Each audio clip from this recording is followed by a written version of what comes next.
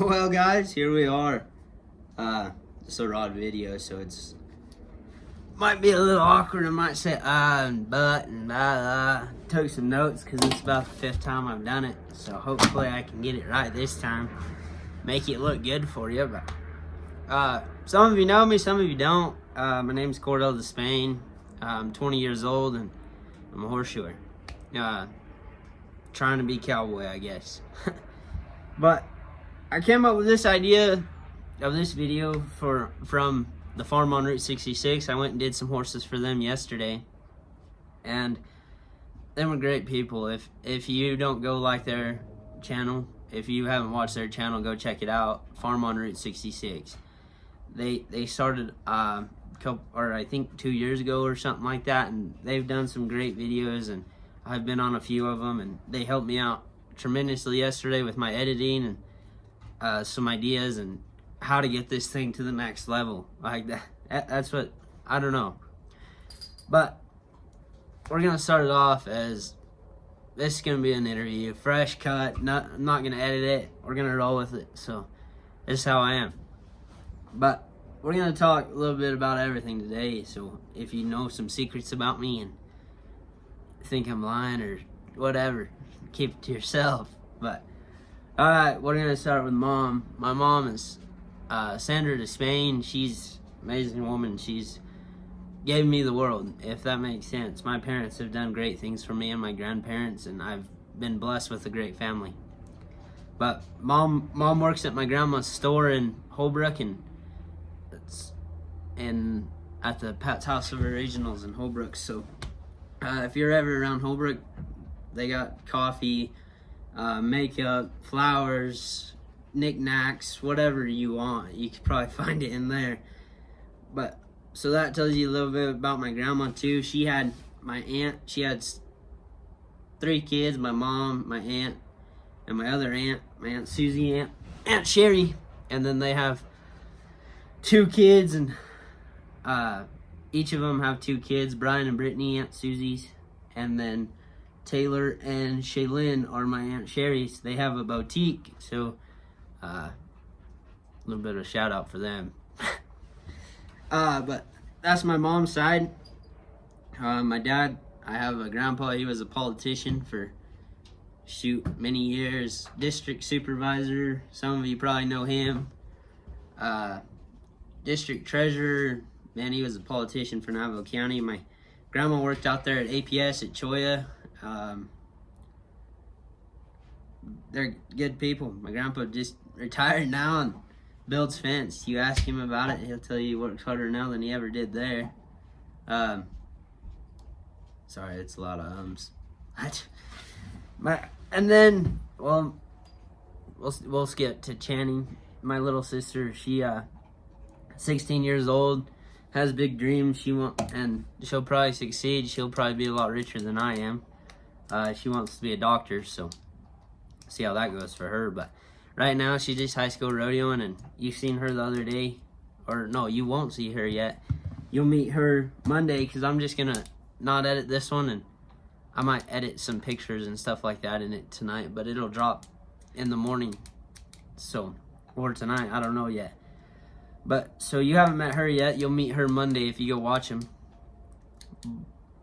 But other than that, a little bit about me. Like, I grew up rodeoing and showing livestock and whatever, I guess. Dad had a rodeo company before I was born, and then he picked up and flanked horses for Buster Webb for years, and I grew up around Buster Webb and a lot of great people, a lot of close family friends now, a lot of guys that I look up to. I'll be going to one of what I consider a brother and a role model to me. I'll be going to his wedding in 2 weeks, so maybe you guys get to go along with me there. I don't know yet, but other than that, man, I high school rodeoed, and I tried riding broncs, but now I'm just fat and lazy and retired, if you want to call it that. But when I was high school rodeoing and in high school, that was pretty much all I did for a sport. I really didn't play sports, and didn't do much in high school. But I was in FFA, 4-H, and high school rodeoed.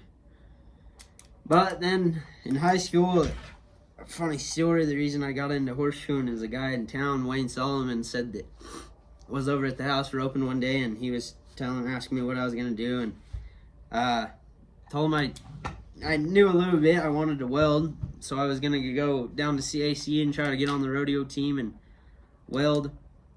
But just one thing led to another, and he said that when Jake, his son, graduated high school, that he told Jake to go to horseshoeing school so that he can make money and then do whatever he wanted on the side and then just use it as a part-time, because you can always shoe horses. Well, that idea popped in my head, and next thing you know, I'm looking at horseshoeing schools, and it was COVID season, whatever you want to call it, so I was at the house all day doing school and working for Alan in town, making money and mowing lawns and random stuff like that. So started looking in horseshoeing schools, and I found Oklahoma Horseshoeing School in Purcell, Oklahoma. A kid in Holbrook, or a guy in Holbrook, went to school there, and he's a good buddy of mine. So I asked him about it, and he said, "Yeah, go to Purcell." So I ended up going to Purcell, Oklahoma.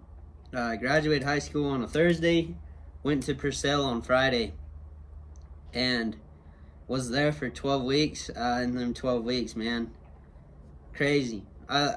Oklahoma, good people over there in Oklahoma. Shoot a lot of horses and just good stuff. Like, we did some cool stuff over there. But, man, I gotta stop saying butts, huh? So, anyways, I'm sitting on the porch drinking some tea. I shoot horses all day today, so just relaxing, and I thought I'd make this video. Anyways, I was in Oklahoma for 12 weeks, and in them 12 weeks I learned how to shoe horses, forge, float teeth, and live. First time living away from the parents, and I wasn't even 18 yet. I was 17, living in Oklahoma in a bunkhouse, or in a jockey house at the school, which it was a jockey house. Now it's just beds and stuff like that for us kids that are enrolled in the school. But 17 years old and living with a bunch of random people, and at one time there was 30 of us in the house, and I got along with my roommates, and man, we had some fun over there in Oklahoma. But I came home August 22nd, 2020. It was my 18th birthday, and I was driving home from Oklahoma. Stopped in Amarillo, I trimmed some horses in Amarillo for my cousins, and then came home with all my tools and stuff, and got home, and next day, man, I woke up and still on Oklahoma time, so I was 2 hours early, 2 hours before the family, and just ready to go. So I started getting my stuff ready and started lining up horses. Shoot, before I was very lucky. I cannot complain. Before I was home, I think I had 30 horses on the books to do in a week, or not a week, but I had 30 horses on the book. And man, first one I did was our own horse, Badger. He wears size 3, and man, it's so much different from being at school. You get in a bind at school, you stand up and you yell, "Hey, Jimmy, hey, I need some help," and Jimmy or them boys will come over and help you and tell you how to do something, or tell you where you screwed up, man.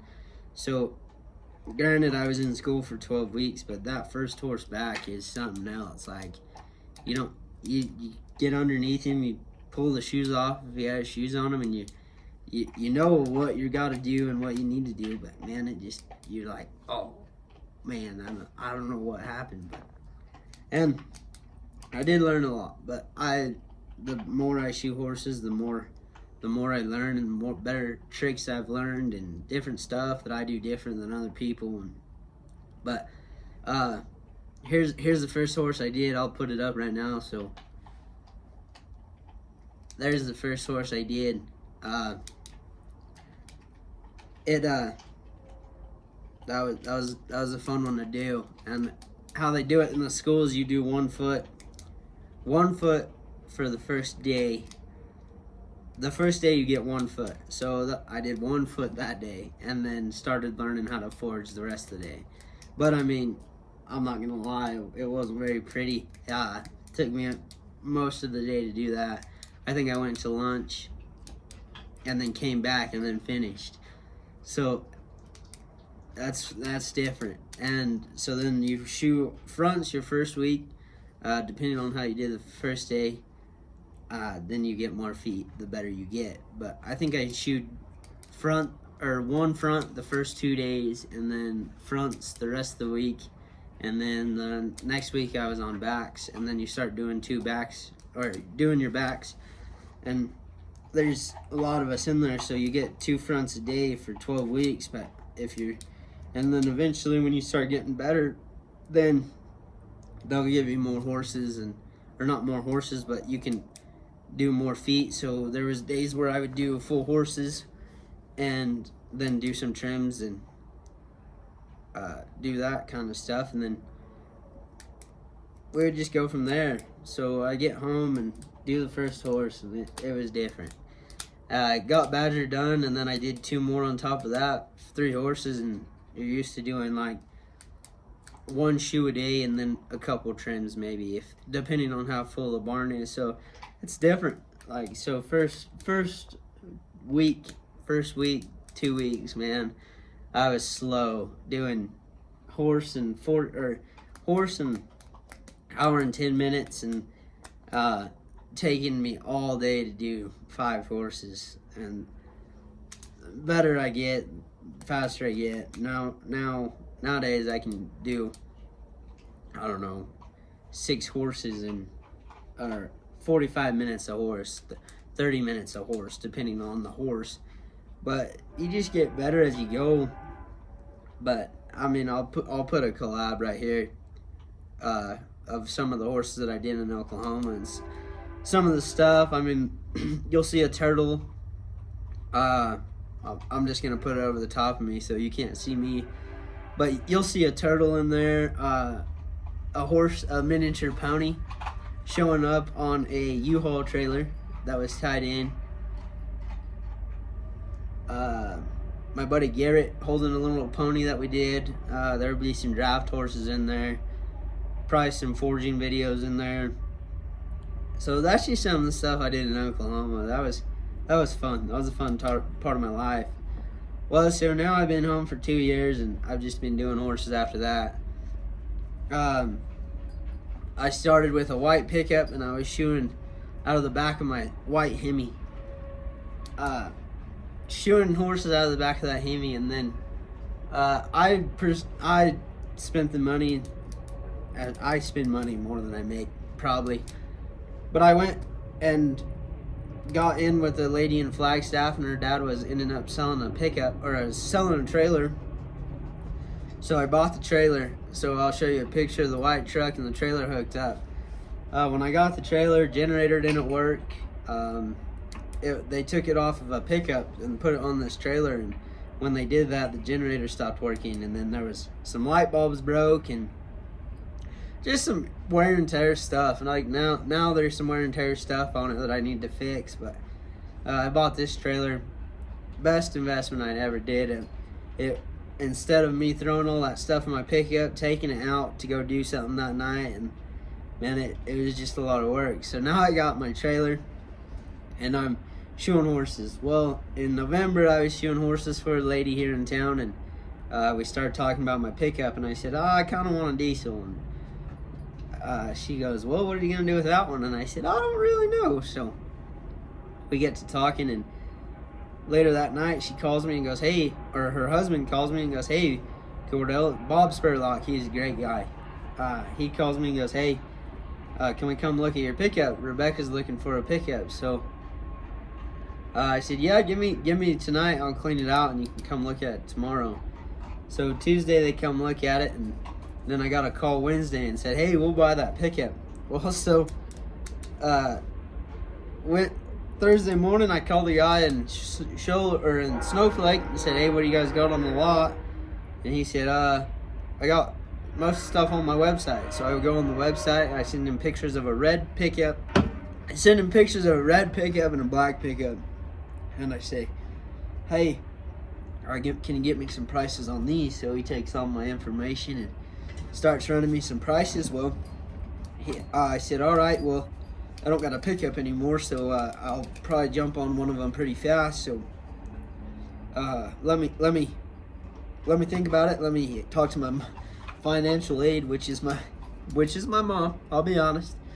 So he goes, all right, well, let me know, because I'll have to go get it at our other dealership in Safford, I think, and bring it down, and then you can look at it. And I said, well, all right, and I hang up. Well, he calls me back and says, hey, I got an identical truck, just got on the lot. It's gray.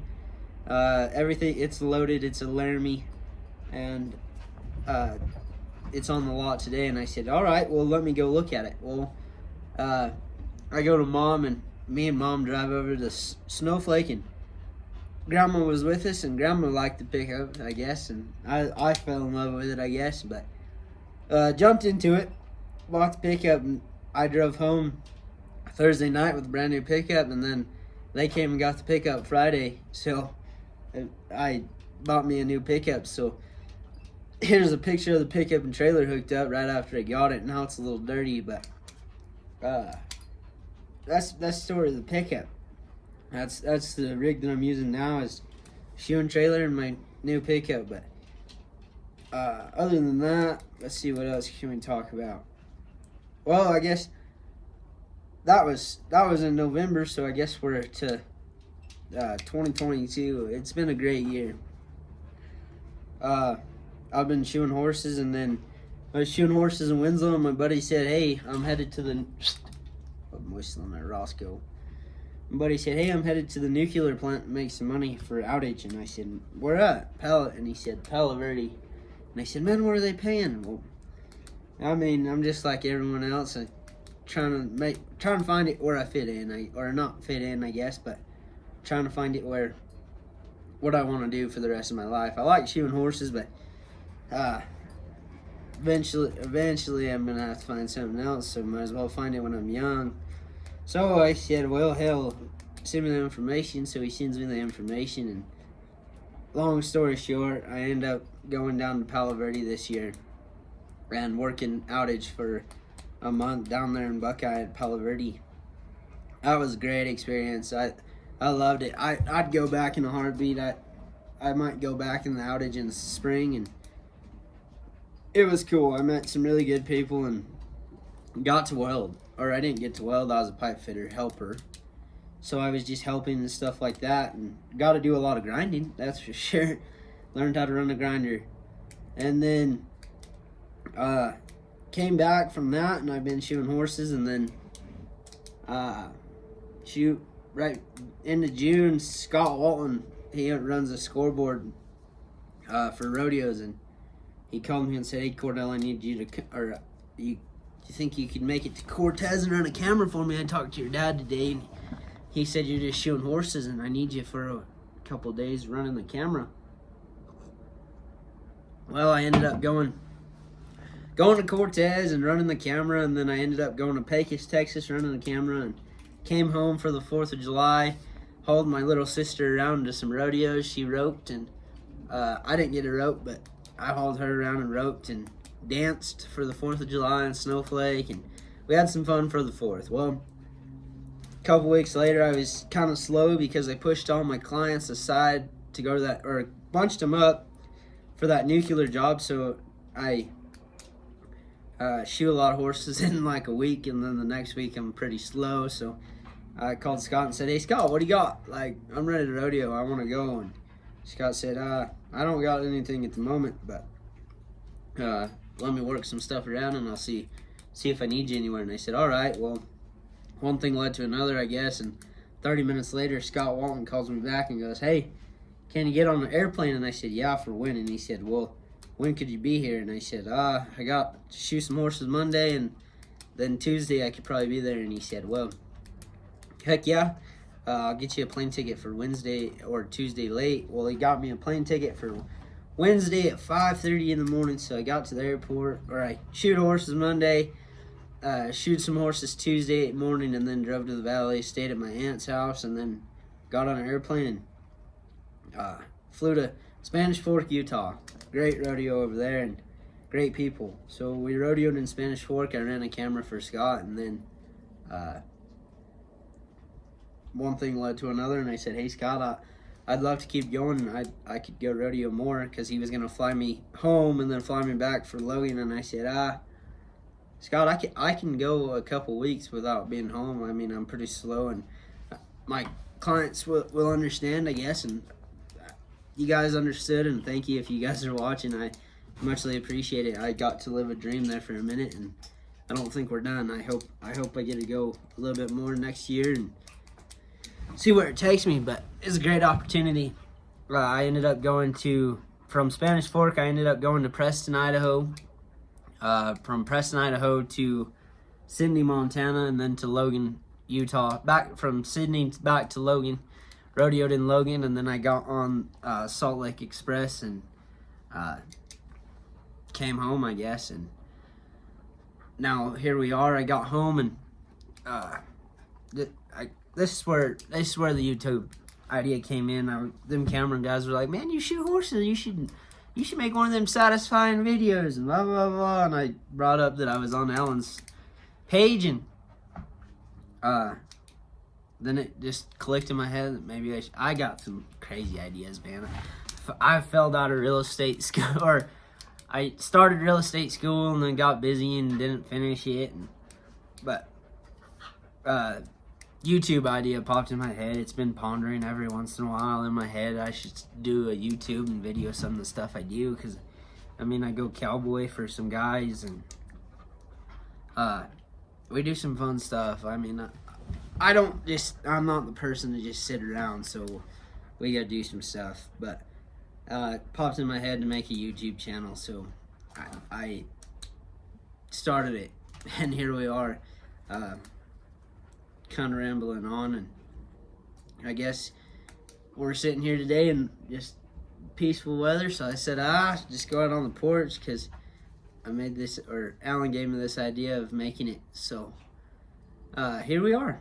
This is my interview, and if you guys want to know more about me or know specific stuff, comment, and then I'll